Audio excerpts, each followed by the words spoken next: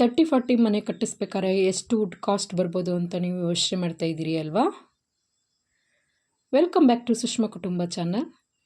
ಯಾರೆಲ್ಲ ಈ ವಿಡಿಯೋನ ಸಬ್ಸ್ಕ್ರೈಬ್ ಮಾಡದೆ ನೋಡ್ತಾ ಇದ್ದೀರಾ ಅವರೆಲ್ಲ ಪ್ಲೀಸ್ ಸಬ್ಸ್ಕ್ರೈಬ್ ಮಾಡ್ತಾ ನೋಡಿ, ಹಾಗೆಯೇ ಎಲ್ಲೂ ಸ್ಕಿಪ್ ಮಾಡದೆ ಕೊನೆವರೆಗೂ ನೋಡಿ ಅಂತ ಕೇಳ್ಕೊತಾ, ಇದರಿಂದ ನಿಮಗೆ ಮುಂದೆ ಮನೆ ಕಟ್ಟಬೇಕಾದವರು ಹಾಗೂ ಇವಾಗ ಕಟ್ಟಿಸ್ತಾ ಇರೋರಿಗೂ ಇದು ತುಂಬ ಇನ್ಫಾರ್ಮೇಟಿವ್ ವಿಡಿಯೋ ಅಂತ ಹೇಳ್ತಾ ಬನ್ನಿ ನಮ್ಮ ಈ ವಿಡಿಯೋನ ಸ್ಟಾರ್ಟ್ ಮಾಡೋಣ. ನೋಡಿ, ಒಂದು ಮನೆ ಕಟ್ಟಿಸ್ಬೇಕಾದ್ರೆ ಕಿಟಕಿ ಬಾಗಿಲುಗಳು ನಮ್ಮ ಮನೆಗೆ ತುಂಬ ಪ್ರಮುಖವಾದ ಸ್ಥಾನವನ್ನು ವಹಿಸ್ತವೆ. ಅದರಲ್ಲಂತೂ ನಾವು ಯಾವ್ಯಾವ ಮೂಲೆಗಳಿಗೆ ಯಾವ್ಯಾವ ಥರ ಕಿಟಕಿಗಳು ಹಾಕಬೇಕು, ನಾವು 1 ಪಾರ್ಟ್ ನಿಲ್ಲಿಸ್ಬೇಕಾ ಇಲ್ಲಾಂದರೆ 2 ಪಾರ್ಟ್ ನಿಲ್ಲಿಸ್ಬೇಕಾ, ಅದೇ ಥರ 3 ಪಾರ್ಟು ಎಷ್ಟು ನಿಲ್ಲಿಸ್ಬೇಕಾ, ಎಷ್ಟು ಹೈಟಿಗೆ ನಿಲ್ಲಿಸ್ಬೇಕು, ಎಷ್ಟು ಅಗಲಕ್ಕೆ ನಿಲ್ಲಿಸ್ಬೇಕು, ಅಪ್ಪಾ ಎಷ್ಟೊಂದು ತಲೆ ಕೆಟ್ಟೋಗುತ್ತೆ ಅಲ್ವಾ ಫ್ರೆಂಡ್ಸ್. ಇದನ್ನೆಲ್ಲ ಯೋಚನೆ ಮಾಡಿಕೊಂಡು ಪ್ಲ್ಯಾನ್ ಮಾಡ್ಕೊಂಡು ಮಾಡಬೇಕು ಅಂತ ಅಂದರೆ ನೀವು ಅಂದ್ಕೋಬೋದು ಇಂಜಿನಿಯರ್ ಹತ್ರ ಪ್ಲ್ಯಾನ್ ಹಾಕ್ಸ್ಕೊಂಡ್ರೆ ನಾವು ಅದೇ ಥರ ವಿಂಡೋಸ್ಗಳನ್ನ ಮಾಡಿಸ್ಕೋಬೋದಲ್ವಾ ಅಂತ. ಹೌದು, ಮಾಡಿಸ್ಕೋಬೋದು. ನೀವು ಒಂದು ಸಲ ಯೋಚನೆ ಮಾಡಿ, ನಾವು ಇಂಜಿನಿಯರ್ ಪ್ಲ್ಯಾನ್ ಕೊಟ್ಟಿರೋ ಪ್ರಕಾರನೇ ನಾವು ಕಿಟಕಿ ಬಾಗಿಲುಗಳನ್ನ ಮಾಡಿಸ್ತೀವ ಅಂತ. ಕೆಲವರು UPVC ವಿಂಡೋಸ್ ಮಾಡಿಸ್ತಾರೆ, ಕೆಲವರು ವೆರೈಟೀಸ್ ಮರದ ಟೈಪ್ಸ್ಗಳನ್ನ ಹಾಕಿಸ್ತಾರೆ, ಕೆಲವರು ಟೀಕುಡ್ಡು, ಬೇವಿನ ವುಡ್ಡು, ಹಾಗೆ ಸಾಲೆ, ಮತ್ತಿ, ಇನ್ನೂ ಎಷ್ಟೆಷ್ಟೊಂದು ಬರ್ತವೆ ಆ ಥರ ವೆರೈಟೀಸ್ಗಳೆಲ್ಲನೂ ಹಾಕಿಸ್ತಾರೆ. ಮತ್ತು ಇನ್ನು ಕೆಲವರು ಅಲ್ಯೂಮಿನಿಯಮ್ ಆ ಥರದ ವಿಂಡೋಸ್ಗಳೆಲ್ಲನೂ ಹಾಕ್ತಾರೆ. ಅವರವರು ಇಷ್ಟಪಟ್ಟಿದ್ದು ರೀತಿಲಿ ಅವರವರು ಹಾಕಿಸ್ಬೋದು. ಆದರೆ ನಾವು ಹೋಗಿದ್ದು ಬೇವಿನ ವುಡ್ಡು, ನಿಮಗೆಲ್ಲ ಆವಾಗಲೇ ಹೇಳಿದ್ದೀನಿ ಹಿಂದಿನ ವೀಡಿಯೋಗಳಲ್ಲಿ. ನಮ್ಮ ಮನೆ ಹಾಕ್ಸಿರೋದೆಲ್ಲ ನಾವು ಬೇವಿನ ವುಡ್ಡೇ ಅಂತಲೇ. ಈ ಬೇವಿನ ವುಡ್ಡನ್ನ ನೋಡಿ ಫ್ರೆಂಡ್ಸ್, ಇಲ್ಲೇ ನೀವು ವೀಡಿಯೋದಲ್ಲಿ ನೋಡ್ತಾ ಇದ್ದೀರಾ. ಇಷ್ಟು ವುಡ್ಗಳೆಲ್ಲನೂ ನಾವು ತಗೊಂಡು ತಟ್ಟು, design, planning, transport charges heavy ಕಷ್ಟ ಅಂದರೆ ಕಷ್ಟಪಟ್ಬಿಟ್ಟು ನಾನು ಮುಂಚೆನೇ ಹೇಳಿದೆ ನಮಗೆ ಇದು ಯಾವುದು ಬೇಡ, ಅಲ್ಯೂಮಿನಿಯಂ ವಿಂಡೋನೋ ಇಲ್ಲ UPVC ವಿಂಡೋನೋ ಹಾಕ್ಸೋಣ ಅಂತ. ಆದರೆ ಯಾರೂ ಒಪ್ಕೊಳ್ಳಿಲ್ಲ. ವುಡ್ ವಿಂಡೋ ಕಡೆನೇ ತುಂಬ ಇಷ್ಟಪಟ್ಟು ನಮ್ಮ ಹಸ್ಬೆಂಡು ಮತ್ತು ನಮ್ಮ ಮಮ್ಮಿ ಡ್ಯಾಡಿ ಎಲ್ಲರೂ ಇಷ್ಟಪಟ್ಟು ಬೇಡ ವುಡ್ ವಿಂಡೋನೇ ಹಾಕ್ಸೋಣ ಅಂತ ನಾವೆಲ್ಲ ಡಿಸೈಡ್ ಮಾಡಿಕೊಂಡು ವುಡ್ ವಿಂಡೋನೇ ಹಾಕ್ಸಿದ್ವಿ. ನೋಡಿ, ಇವು ವೆಂಟಿಲೇಷನ್ ವಿಂಡೋಸ್ಗಳು. ಇವು ವೆಂಟಿಲೇಷನ್ಗೆ ಅಂತಲೇ ಇದನ್ನು ಬೇರೆ ಸಪ್ರೇಟ್ ಮಾಡಿಸಿದ್ದೀವಿ. ಇದು ಬೇವಿನ ವುಡ್ಡೇ ಫ್ರೆಂಡ್ಸ್. ಇಲ್ಲಿ ನೋಡಿ, ಇಲ್ಲಿ ಕಿಟಕಿಗಳಿಗೆಲ್ಲ ನಮ್ಮ ಕಾರ್ಪೆಂಟ್ರು ಎಲ್ಲ ಬಂದು ಜೋಡಿಸಿ ಅಲ್ಲಿ ಮಿಲ್ಲಲ್ಲೆಲ್ಲ ತಟ್ಟು ಡಿಸೈನ್ ಎಲ್ಲ ಹಾಕಿಸ್ಕೊಂಡು ಬಂದು ನಮ್ಮನೆ ಗ್ರೌಂಡ್ ಫ್ಲೋರ್ ಇತ್ತಲ್ವ ಅಲ್ಲಿಗೆ ತೊಗೊಬಂದು ಮರದ್ದು ಪೀಸಸ್ಗಳೆಲ್ಲನ ಹಾಕಿದರು. ಅದಾದಮೇಲೆ ಬಂದು ಎಲ್ಲ ಸೆಟ್ ಮಾಡಿ ಇಟ್ಟು ಹೋಗಿದ್ದಾರೆ. ಇದಕ್ಕೆಲ್ಲ ನಾವು ಮತ್ತೆ ಬೇರೆಯವ್ರನ್ನ ಕರೆಸಿ ಪೇಂಟ್ ಮಾಡಿಸಿ, ಮತ್ತು ಕಪ್ಪು ತಾರ್ ಅಂತ ಕರಿತೀವಿ ಸೈಡ್ಗೆಲ್ಲ, ಅದನ್ನೆಲ್ಲ ಹಾಕಿ ಹುಳಗಳೇನು ಹೊಡಿದಂಗೆ ಆ ಥರ ಎಲ್ಲ ಮಾಡಿ ನಾವು ರೆಡಿ ಮಾಡಿ ಇಟ್ಕೊಂಡ್ರೆ ನೆಕ್ಸ್ಟು ಮನೆ ಕಟ್ಟಬೇಕಾದ್ರೆ ನಿಲ್ಲಿಸಿ ಕಟ್ತಾರೆ. ಅದೇನು ನಾನೇನು ಹೇಳಬೇಕು ಅಂತ ಏನು ಅವಶ್ಯಕತೆ ಇಲ್ಲ. ನೋಡಿ, ಈ ಥರ ರಾಡ್ಗಳೆಲ್ಲನೂ ತಂದಿಟ್ಕೊಂಡಿದ್ವಿ. ಇದನ್ನು ಕಟ್ಟಬೇಕಾದ್ರೆ ಅವರೇ ನಮ್ಮ ಕನ್ಸ್ಟ್ರಕ್ಟರೇನೇ ಸೆಟ್ ಮಾಡ್ಕೊಂಡು ಮೇಲೆ ತೊಗೊಂಡೋಗಿ ಹಾಕೋತೀವಿ ಅಂತ ಹೇಳಿದ್ದಾರೆ. ಇದು ಕಾರ್ನರ್ ವಿಂಡೋ ಕೆಳಗಡೆಯಿಂದ ಮೇಲ್ಗಡೆಗೆ ಸಾಕ್ಸೋಕ್ಕಾಗಲ್ಲ ಅಂತ ಹೇಳಿ ಮೇಲೇ ತೊಗೊಂಡೋಗಿ ಫಿಕ್ಸ್ ಮಾಡಿ ಇಟ್ಬಿಟ್ಟಿದ್ದಾರೆ. ನೋಡಿ ಫ್ರೆಂಡ್ಸ್, ನೀವು ಮೇನ್ ವಾಸ್ಕಲ್ ಯಾವ ಸೈಜು ಅಂತ ಕೇಳ್ತಾ ಇದ್ದೀರಾ. ನಮ್ಮ ಮೇನ್ ವಾಸ್ಕಲ್ ಬಂದು 8x4 ಸೈಜಲ್ಲಿದೆ. ನಾನು ಒಂದು ವೀಡಿಯೋದಲ್ಲಿ ಫುಲ್ ಡೀಟೇಲಾಗಿ ಆ ವಾಸ್ಕಲ್ ವೀಡಿಯೋದಲ್ಲಿ ಎಲ್ಲನೂ ಹಾಕಿದ್ದೀನಿ. ನೀವು ಫುಲ್ ನೋಡಿದೆ ಅರ್ಧಂಬರ್ಧ ನೋಡ್ಬಿಟ್ಟು ಎಷ್ಟು ಸೈಜ್ ಇದೆ ಅಂತ ಕಮೆಂಟ್ ಮಾಡ್ತಿದ್ದೀರಾ. ನಮ್ಮ ಮನೆ ಆಯಿತು ಪರವಾಗಿಲ್ಲ, ಕಮೆಂಟ್ ಮಾಡಿದ್ರು 8x4 ಸೈಜ್ ಇದೆ ಫ್ರೆಂಡ್ಸ್. ನಮ್ಮ ಮೇನ್ ವಾಸ್ಕಲ್ ಬಂದು 8x4 ಸೈಜ್ಗೆ ಎಷ್ಟು ವುಡ್ ಕಾಸ್ಟ್ ಆಗುತ್ತೆ ಮತ್ತು ಮೆಟೀರಿಯಲ್ ಚಾರ್ಜಸ್ಸು ಅಂತ ಅಂದರೆ ಆ 8x4 ಸೈಜು ಬೇವಿನ ವುಡ್ ಮಾಡೋದಕ್ಕೆ ಫುಲ್ ರೆಡಿ ಸೈಡ್ ವಿಂಡೋಸು ಮತ್ತು ಅದಕ್ಕೆಲ್ಲ ಸ್ಟೀಲ್ ಕಂಬಿಗಳು ಬರೋಕ್ಕೆ ಎಷ್ಟಾಗುತ್ತೆ ಅಂತ ನೀವೇ ಹೋಗಿ ಕೇಳಿ. ಇದರಲ್ಲಿ ಅಮೌಂಟ್ ಯಾವುದು ಚೇಂಜ್ ಆಗೋಲ್ಲ ಫ್ರೆಂಡ್ಸ್. ಅವರು ಹೇಳ್ತಾರೆ 20,000 ಆಗುತ್ತೆ, ಯಾಕೆ ಅಷ್ಟೊಂದು ದುಡ್ಡು ಅಮೌಂಟ್ ಕೊಟ್ಟಿದ್ದೀರಾ ನೀವು ಅಂತ. ಅದು 20,000 ಬರೀ ರೆಡಿ ಮರಕ್ಕಾಗುತ್ತೆ ಫ್ರೆಂಡ್ಸ್. ಅಂದರೆ ಮೇನ್ ವಾಸ್ಕಲ್ಗೆ ರೆಡಿ ಆಗುತ್ತೆ. ನೀವು ಅದಕ್ಕೆ ಅಂದರೆ ವಾಸ್ಕಲ್ಗೆ ಕಾರ್ಪೆಂಟರ್ ಚಾರ್ಜಸ್ಸು, ಕಂಬಿಗಳ ಚಾರ್ಜಸ್ಸು, ಇನ್ನು ಎಕ್ಸ್ಟ್ರಾ ಚಾರ್ಜಸ್ಗಳನ್ನ ನೀವು ಆ್ಯಡ್ ಮಾಡಿ ಎಷ್ಟಾಗುತ್ತೆ ಅಂತ. 20,000ನೇ ಆಗುತ್ತೋ ಇಲ್ಲ ನಾನು ಹಾಕಿರೋ ಅಮೌಂಟೇ ಆಗುತ್ತೋ, ನಾನು ನಿಜ ಹೇಳಿದ್ನೋ ಸುಳ್ಳು ಹೇಳಿದ್ನೋ ಅಂತ ನಿಮಗೆ ಗೊತ್ತಾಗುತ್ತೆ.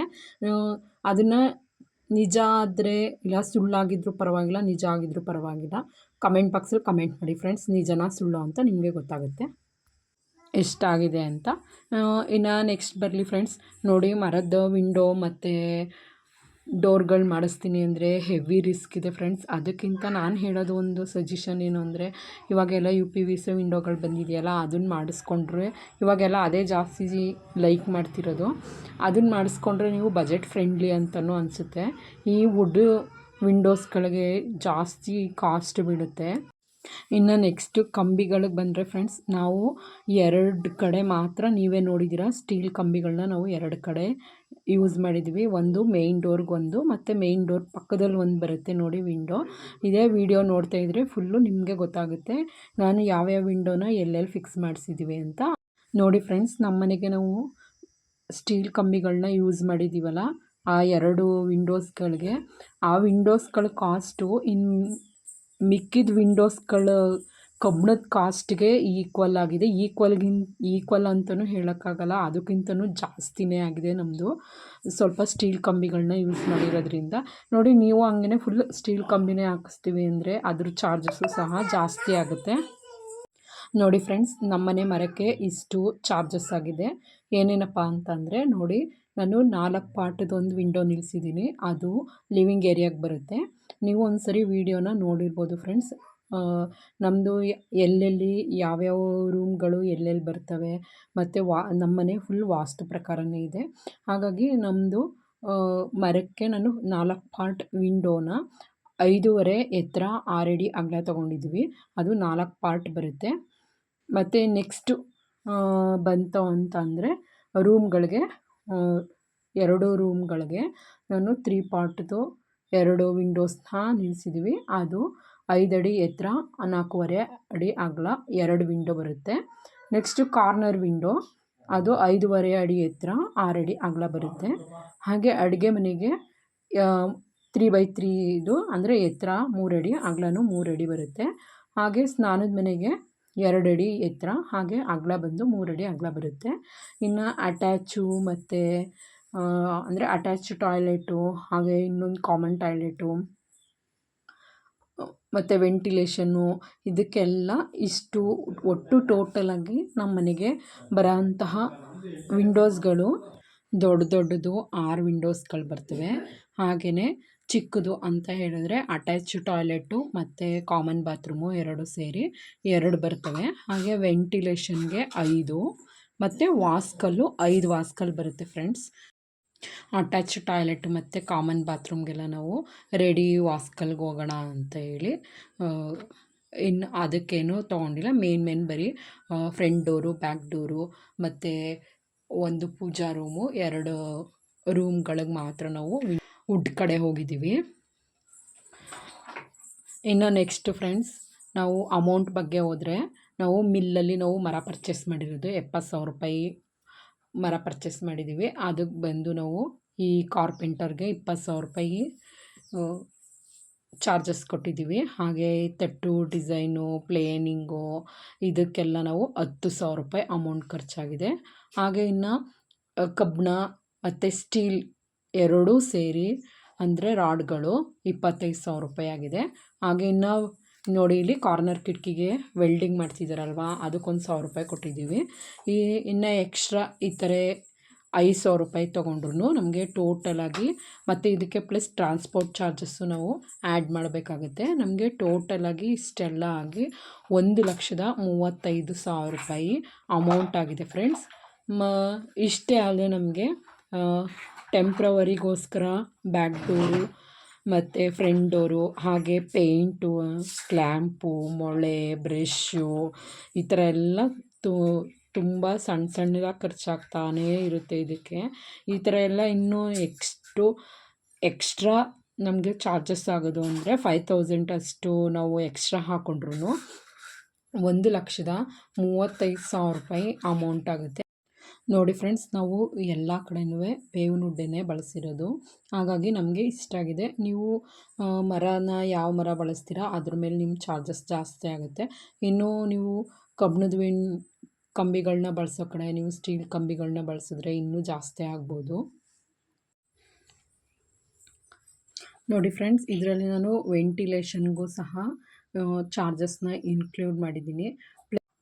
ನಾವು ಬೇರೆ ವಾಸ್ಕಲ್ಗೆ ತಿಕ್ನೆಸ್ಸು ಸ್ವಲ್ಪ ನಮ್ಮದು ಜಾಸ್ತಿನೇ ಇದೆ, ಹಾಗಾಗಿ ನಮ್ಮದು ಇಷ್ಟೊಂದು ಅಮೌಂಟ್ ಆಗಿರೋದು. ಈ ಬೇರೆ ವಾಸ್ಕಲ್ಗಳು ತಿಕ್ನೆಸ್ಸು ಒಂದು ಸ್ವಲ್ಪ ಕಡಿಮೆ ಇದ್ದರೆ ಅದಕ್ಕೂ ಸ್ವಲ್ಪ ಕಡಿಮೆ ಅಮೌಂಟ್ ಆಗುತ್ತೆ. ನಮ್ಮ ಅನುಭವ ಈ ಮರ ತಗೊಳ್ಳೋ ಕಡೆ ಹೋಗಿ ನಮಗಾಗಿರೋದು ಏನಪ್ಪ ಅಂತಂದರೆ, ನೋಡಿ ಫ್ರೆಂಡ್ಸ್, ಒಂದೊಂದು ಮಿಲ್ಲಲ್ಲಿ ಒಂದೊಂದು ಮರಗಳು ಒಂದೊಂದು ಅಮೌಂಟ್ ಇರುತ್ತೆ. ಈಗ ಒಂದೊಂದು ಕಡೆ ಒಂದೊಂದು ಸ್ಕ್ವೇರ್ ಫೀಟ್ಗೆ ಒಂದೊಂದು ರೈಟ್ ಇರುತ್ತೆ, ಇನ್ನೊಂದೊಂದು ಕಡೆ ಇನ್ನೊಂದು ರೈಟ್ ಇರುತ್ತೆ. ಎರಡು ಕಡೆಯೂ ನಾವು ತೊಗೋಬೇಕಾದ್ರೆ ಒಂದಲ್ಲ ಒಂದು ಕಡೆ ನೋಡಿ ವಿಚಾರಿಸಿ ಮಾಡಿ, ಮರ ಸೆಲೆಕ್ಷನಲ್ಲೂ ಅಷ್ಟೇ ತುಂಬ ತಿಳಿದಿರೋರನ್ನ ಕರ್ಕೊಂಡೋಗಿ ಸೆಲೆಕ್ಷನ್ ಮಾಡಿಸ್ಕೊಂಡು ನಂತರ ಹೋಗಿ ಅದನ್ನೆಲ್ಲ ನಮಗೆ ಯಾವ ಅಳತೆಗೆ ಬೇಕು ಅಂತ ಹೋಗಿ ಆ ಅಳತೆಗೆ ನಾವು ಆ ಸೈಜ್ಗೆ ನಾವು ಕುಯ್ಸ್ಕೊಂಡು ತಟ್ಟು ಡಿಸೈನು ಎಲ್ಲ ಹಾಕ್ಸಿ ತುಂಬ ಮರನ ಒಣಗಿರಬೇಕು, ಆ ಥರ ಮರನ ಸೆಲೆಕ್ಷನ್ ಮಾಡಬೇಕು. ಸೆಲೆಕ್ಷನ್ನಲ್ಲಿ ತುಂಬ ಇಂಪಾರ್ಟೆಂಟ್ ಫ್ರೆಂಡ್ಸ್.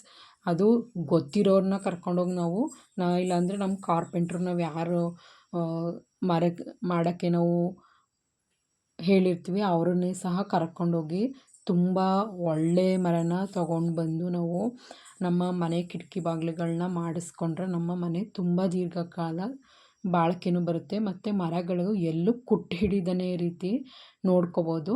ಹಾಗೆಯೇ ನಾವು ಹಸಿ ಮರನ ತೊಗೊಂಡ್ರೆ ಮರಗಳು ಬಾಗೋಗ್ತವೆ ಮತ್ತು ಎಲ್ಲ ಮಧ್ಯದಲ್ಲಿ ಎಲ್ಲ ಸೀಳ್ಬಿಡ್ತವೆ. ಇದನ್ನೆಲ್ಲ ಸ್ವಲ್ಪ ಅವಾಯ್ಡ್ ಮಾಡ್ಬೋದು. ನಾವು ಒಣ ಮರನ ಸೆಲೆಕ್ಷನ್ ಮಾಡ್ಕೋಬೇಕು. ಮೇನ್ ಇಂಪಾರ್ಟೆಂಟ್ ಅಂದರೆ ಇದರಲ್ಲಿ ಒಣ ಮರನ ಸೆಲೆಕ್ಷನ್ ಮಾಡ್ಕೋಬೇಕು ಫ್ರೆಂಡ್ಸ್. ಮತ್ತು ಮರದ್ದು ವೆರೈಟೀಸ್ ಯಾವುದು ಇದು ಮರ ಅಂತ ನಮಗೆ ಗೊತ್ತಿರಬೇಕು ಮಿಲ್ಗಳಲ್ಲಿ.